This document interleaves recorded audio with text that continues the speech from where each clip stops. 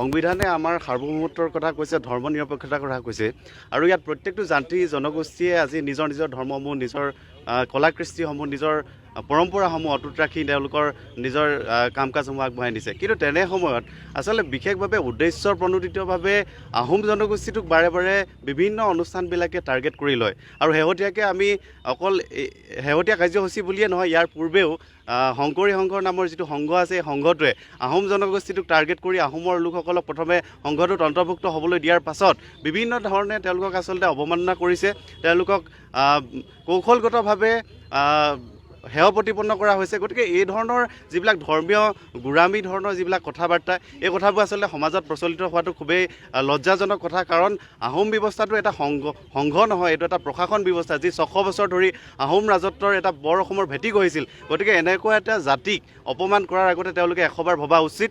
আৰু সংবিধানখন তেওঁলোকে কিমান শংকৰদেৱৰ আদৰ্শৰে প্ৰস্তুত কৰিছে সেই কথা এবাৰ পুনৰ বিবেচনা কৰি চাওক।